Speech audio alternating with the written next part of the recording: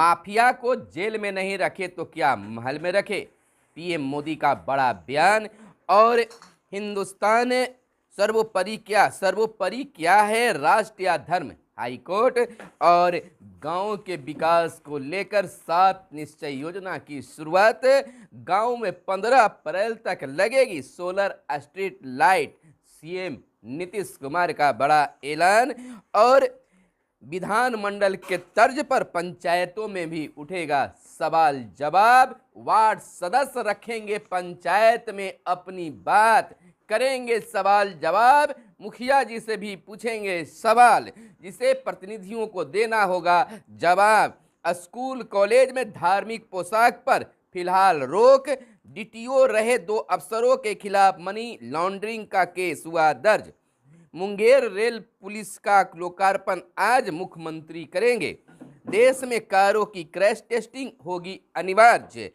पहले चरण में यूपी में 58% मतदान। खीरी हिंसा में गृह राज्य मंत्री के बेटे को जमानत। और इधर बिहार में नियोजित शिक्षकों के वेतन को लेकर उठने लगी है आवाज। छुट्टी 398 इकाइयों में शिक्षक चयन 14 मार्च से। बिहार में विदेश जाने वालों की संख्या में आई गिरावट। आमस दरभंगा एक्सप्रेस के दूसरे पैकेज को मिली मंजूरी। शहरों में जल्द बनेंगे गरीबों के लिए बहुमंजिला भवन। और अधिकतर तापमान में आई गिरावट से इस बार ज्यादा ठंड। और बहस का नहीं, समग्र विकास का मुद्दा है विशेष राज वशिष्ठ। और लालू प्रसाद का बड़ा बयान, मैंने कभी समझौता नहीं किया। बिहार में जल्द शुरू होगा 14 बाईपास निर्माण। और भाजपा मंत्रियों के रिपोर्ट कार्ड जारी करने के निकाले जा रहे हैं सियासी निहितार्थ। नमस्कार, मैं हूं आपके साथ सुनील बॉबी और आप इस समय देख रहे हैं अपना प्यारा चैनल। हम खास कार्यक्रम सुबह सवेरे में खबरों को लेते हैं अखबारों के पन्नों से। अखबारों में क्या छपा है और क्या है काम की खबरें, तमाम खबरों को बताने से पहले आपसे आग्रह है कि हमारे इस वीडियो को हमारे फेसबुक पेज पर देख रहे हैं तो फेसबुक पेज को लाइक कर ले। अगर यूट्यूब चैनल पर देख रहे हैं तो यूट्यूब चैनल को सब्सक्राइब कर लें। तो चलिए खबरों की सिलसिला शुरू करते हैं। और वीडियो पसंद आया तो लाइक जरूर कर दीजिएगा बंधु। पहली खबर हम लेते हैं कि बिहार से विदेश जाने वालों की संख्या में कमी आई है। कोरोना का कहर कहे या बिहार में रोजगार के बढ़ते साधन का असर, कि बिहार में विदेश जाने वालों की संख्या में लगातार कमी आ रही है। पूर्व के वर्षों की तुलना में अभी बिहार के 1/3 लोग ही विदेश गए हैं। विदेश मंत्रालय के आंकड़ों से इसकी पुष्टि होती है। इधर कम पढ़े लिखे लोग का हो रहा है उन्मुखीकरण। विदेश जाने के पहले विदेश मंत्रालय की ओर से इमिग्रेशन दिया जाता है। बिहार से विदेश जाकर रोजगार करने वालों को मेडिकल सर्टिफिकेट और अन्य दस्तावेज की जांच पड़ताल पटना के अवस्थित विदेश मंत्रालय के कार्यालय में उत्प्रवास संरक्षित कार्यालय में के माध्यम से हो रही है। पटना में कार्यालय नहीं होने पर बिहार के लोगों को कोलकाता या रायबरेली जाना पड़ता था, लेकिन अब यह सुविधा बिहार में हो गई है। पासपोर्ट बनवाने वालों की संख्या में कमी आई है, यानी विदेश जाने के लिए जो पासपोर्ट बनते हैं उसमें कमी आई है। वैश्विक नेतृत्व की ओर भारत अग्रसर की ओर है। भाजपा के वरिष्ठ नेता एवं प्रदेश के पूर्व मंत्री नंदकिशोर यादव ने गुरुवार को कहा कि भारत वैश्विक नेतृत्व की ओर लगातार अग्रसर है। इधर प्राथमिक निदेशक बीईपी का प्रभार बिहार शिक्षा विभाग ने अपने बिहार शिक्षा परियोजना परिषद के राज्य परियोजना निदेशक श्रीकांत शास्त्री के उत्तर प्रदेश चुनाव में चले जाने के कारण प्राथमिक शिक्षा निदेशक रवि प्रकाश को बीईपीसी का अतिरिक्त प्रभार दिया है। वे बिहार राज्य शैक्षणिक आधारभूत संरचना विकास निगम लिमिटेड के प्रबंध निदेशक के भी अतिरिक्त प्रभार में रहेंगे। इधर ऑफलाइन क्लास शुरू करने के लिए ज्ञापन। अखिल भारतीय विद्यार्थी परिषद पटना विश्वविद्यालय द्वारा पीयू के सभी महाविद्यालयों में जल्द से जल्द ऑफलाइन क्लास संचालित करने की मांग की है। और इधर छुट्टी 398 इकाइयों में शिक्षक चयन 14 मार्च से। राज्य में 365 पंचायत और 33 प्रखंड नियोजन इकाइयों में होगा शिक्षकों का चयन। नियुक्ति पत्र से रहेंगे वंचित। आपको बता दें कि संजय कुमार अपर मुख्य सचिव का कहना है कि 365 नियोजन इकाई जिसमें कुछ कारणों से एक भी काउंसलिंग नहीं हो पाई है, उस काउंसलिंग की तिथियां जारी कर दी गई है। इसमें से अधिकांश गोपालगंज, पूर्वी चंपारण, वैशाली और मधुबनी में हैं। जिनकी काउंसलिंग हो गई है उसके लिए नियुक्ति पत्र का वितरण किया जाएगा। इधर गुरुवार को छूटे हुए अभ्यर्थियों के लिए मार्च में चयन प्रक्रिया का शेड्यूल जारी होने के साथ ही यह भी स्पष्ट हो गया है कि 3 चक्र में चयनित करीब 43,000 अभ्यर्थियों के साथ करीब 32,000 पद पर चयनित होने वाले को नियुक्ति पत्र नहीं मिल सकेगा। हालांकि विभाग ने 25 फरवरी को इकट्ठे सबको नियुक्ति पत्र देने की घोषणा की थी, लेकिन मैट्रिक इंटर की परीक्षा के कारण फरवरी में काउंसलिंग नहीं की जा सकी। आपको बता दें, 1 मार्च तक वेबसाइट पर अपलोड होगी मेधा सूची और राज्य के प्रारंभिक विद्यालयों में छठे चरण के तहत करीब 400 नियोजन इकाइयों में प्रखंड व पंचायत शिक्षकों की काउंसलिंग 14 मार्च से होगी। यह प्रक्रिया अगले 3 दिनों तक चलेगी। इस दौरान करीब 3200 प्रारंभिक शिक्षकों के रिक्त पदों पर अभ्यर्थियों को अंतिम रूप से चयनित किया जाएगा। इधर अधिकतम तापमान में आई गिरावट से इस बार ज्यादा ठंड। सूबे में जनवरी में औसत न्यूनतम तापमान में 0.3 डिग्री का बढ़ोतरी और औसत न्यूनतम तापमान में जितनी बढ़ोतरी उतनी ही अधिकतम गिरावट भी दर्ज की गई है। 10 से 12 दिन कोल्ड डे के लगातार बने जनवरी महीने में जनवरी में कोल्ड डे सबसे ज़्यादा रहा है। और इधर समीक्षा बैठक में सीएम बोले, शहरों में जल्द बनेंगे गरीबों के लिए बहुमंजिला भवन। शहरों में रह रहे बेघर गरीब भूमिहीनों के आवास के लिए जल्द बहुमंजिला भवन बनाने का ऐलान बिहार के मुख्यमंत्री नीतीश कुमार ने किया है। मुख्यमंत्री नीतीश कुमार ने नगर विकास एवं आवास विभाग को इसकी कार्य योजना पर तेजी से काम करने का निर्देश दिया है। मुख्यमंत्री ने गुरुवार को एक अन्य मार्ग में वीडियो कॉन्फ्रेंसिंग से आत्मनिर्भर बिहार के 7 निश्चय 2 के अंतर्गत शहरी क्षेत्रों में गरीबों के लिए बहुमंजिला आवास से संबंधित समीक्षा बैठक की और पदाधिकारियों को कई निर्देश भी दिए हैं। इधर बहस नहीं, समग्र विकास का मुद्दा है विशेष राज, वशिष्ठ नारायण सिंह का कहना है। जदयू के पूर्व प्रदेश अध्यक्ष और सांसद वशिष्ठ नारायण सिंह ने कहा है कि बिहार को विशेष राज्य का दर्जा मिले या न मिले यह बहस का विषय ही नहीं। विशेष राज्य का दर्जा तो बिहार का अधिकार है, यह बिहार के समग्र विकास का मुद्दा है। आपको बता दें, 31वीं न्यायिक सेवा की मुख्य परीक्षा का रिजल्ट हुआ जारी। बिहार लोक सेवा आयोग ने गुरुवार को 31वीं न्यायिक सेवा की मुख्य परीक्षा का रिजल्ट जारी कर दिया है। और इधर लालू प्रसाद यादव का बड़ा बयान आया है, मैंने कभी समझौता नहीं किया। राष्ट्रीय कार्यकारिणी की बैठक में बोले राजद प्रमुख लालू प्रसाद ने कहा, मैंने कभी समझौता नहीं किया। पार्टी का इतिहास संघर्षपूर्ण रहा है। हमारी अध्यक्षता में पार्टी ने बहुत सफलता प्राप्त की है। देश के किसी भी अन्य पार्टी से राजद की औकात बड़ी है। पार्टी नेताओं को हमेशा संघर्ष करने और लड़ने के लिए तैयार रहना चाहिए। आज अंग्रेज ही नए रूप में देश में राज कर रहे हैं। मैंने ऐसा पीएम कभी नहीं देखा। गुरुवार को स्थानीय होटल में राजद की राष्ट्रीय कार्यकारिणी की अध्यक्षता करते हुए उन्होंने यह बातें कही, यानी कि सीधे देश के प्रधानमंत्री मोदी जी को अंग्रेजी शासन बताया गया।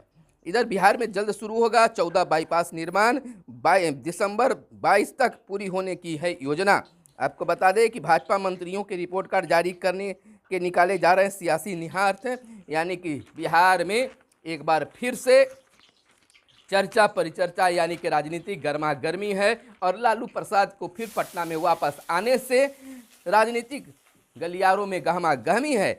और इधर बिहार के पंचायतों के लिए बड़ी खबर है, गांवों के लिए बड़ी खबर है, वार्ड सदस्यों के लिए बड़ी खबर है, मुखिया जी के लिए बड़ी खबर है कि अब मुख्यमंत्री नीतीश कुमार ने समीक्षा बैठक में अधिकारियों को कई निर्देश दिए। 7 निश्चय योजना 2 पार्ट 2 के लिए गांव में 15 अप्रैल से लगेगी सोलर स्ट्रीट लाइट। मुख्यमंत्री नीतीश कुमार का यह बड़ा ऐलान हो गया है कि अब कोई तिथि वगैरह नहीं, बल्कि 15 अप्रैल से गांव में लगना शुरू हो जाएगा स्ट्रीट लाइट। हर वार्ड में 10 स्ट्रीट लाइट लगाई जाएगी। आपको सोलर स्ट्रीट लाइट के रखरखाव एवं निरंतर निगरानी की बेहतर व्यवस्था सुनिश्चित करें, मुख्यमंत्री का निर्देश है। सोलर स्ट्रीट लाइट में इस्तेमाल हो रही सामग्रियों की गुणवत्ता बेहतर होने की भी बात मुख्यमंत्री ने कहा।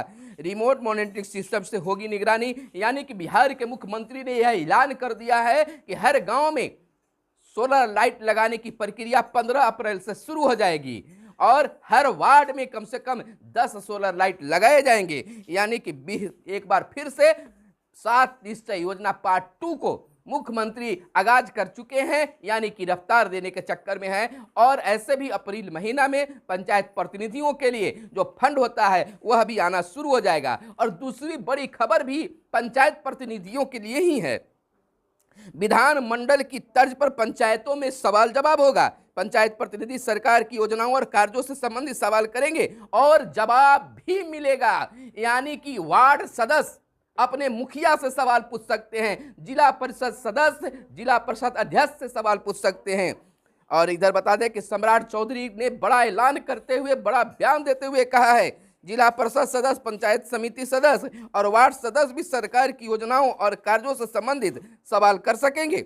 पंचायतों की बैठकों में उनके सवालों का उत्तर दिया जाएगा। कौन कौन विषय से संबंधित सवाल किए जाएंगे, इसको लेकर विभाग दिशा निर्देश जारी करेगा। कैसे सवाल करना है, कौन कौन सवाल करना है, इन तमाम चीजों के लिए विभाग दिशा निर्देश जारी करने जा रही है। तो यह एक बड़ी पहल पंचायत प्रतिनिधियों के लिए शुरू किया जा रहा है कि अब चाहे वार्ड सदस्य ही, निचला स्तर होता है पंचायत का वार्ड सदस्य, तो वार्ड सदस्य भी बैठकों में जो है सवाल जवाब कर सकता है और उसको प्रोसीडिंग में लिया जाएगा और वहां जो प्रतिनिधि होंगे उसका सीधा जवाब देंगे। सरकार के कार्यों पर भी सवाल उठाएंगे और सवाल का जवाब पाएंगे। और कर्नाटक से यह बड़ी खबर निकलकर सामने आई है कि स्कूल कॉलेज में धार्मिक पोशाक पर फिलहाल रोक है। 14 फरवरी को इस मामले में फिर से सुनवाई होगी और 3 दिन स्कूल कॉलेज को बंद करना पड़ा था विवाद के बाद। हिजाब मामले में कर्नाटक हाईकोर्ट का निर्देश। हाईकोर्ट ने स्कूल कॉलेज खोलने के लिए कहा, शांति और सद्भावना बनाए रखने का भी जरूरी कहा गया। अंतिम आदेश से कोर्ट का इनकार। और इधर डीटीओ रहे 2 अफसरों के खिलाफ मनी लॉन्ड्रिंग का केस हुआ दर्ज। मुंगेर रेल पुल का लोकार्पण आज करेंगे बिहार के मुख्यमंत्री नीतीश कुमार। देश में कारों की क्रैश टेस्टिंग अनिवार्य होगी। क्या है क्रैश टेस्टिंग में कारों को 56 किलोमीटर प्रति घंटा की रफ्तार से आमने सामने टक्कर व 50 किलोमीटर प्रति घंटा की रफ्तार से साइड में टक्कर मारी जाती है। दोनों परिस्थितियों में कार में सवार लोगों को जानलेवा चोट नहीं लगनी चाहिए। इसके बाद ही कार टेस्ट में पास होगी। इसमें 1 से लेकर 5 स्टार रेटिंग दी जाती है। तो और इधर बिहार में यूपी चुनाव का दमखम दिखा, यानी कि पहले चरण में 58% लोगों ने मतदान किया। अब तो भाग का जो फैसला है, निर्णय है, अब ईवीएम में बंद हो गया है। देखना कि यह होता है कि यूपी चुनाव में किसकी सत्ता फिर रहती है। क्या योगी सरकार फिर से वापस आती है या सपा को फिर से राज मिलता है या किसी और को। खीरी हिंसा में गृह राज्य मंत्री के बेटे को मिल गई है जमानत। और इधर भारत के प्रधानमंत्री पीएम मोदी, कह सकते हैं मोदी जी का एक बड़ा बयान माफियाओं को लेकर आया है कि माफिया को जेल में नहीं तो क्या महल में रखें। मुस्लिम बेटियां को भड़का रहे हैं वोट के ठेकेदार। यह प्रधानमंत्री का बड़ा बयान है। प्रधानमंत्री नरेंद्र मोदी ने गुरुवार को सहारनपुर से दूसरे चरण के चुनाव प्रचार का शंखनाद कर सपा पर जमकर प्रहार किए। मुख्यमंत्री योगी आदित्यनाथ ने भी जनसभा को संबोधित किया। प्रधानमंत्री ने कहा कि जो मुजफ्फरनगर में हुआ वह कलंक था और जो सहारनपुर में हुआ वह खौफनाक था। इसलिए वेस्ट यूपी ने ठाना है दंगा मुक्त करने वालों को लाना है। सपा पर प्रहार करते हुए जनता से पूछा कि माफिया को जेल में नहीं डाला जाए तो क्या महल में रखा जाए।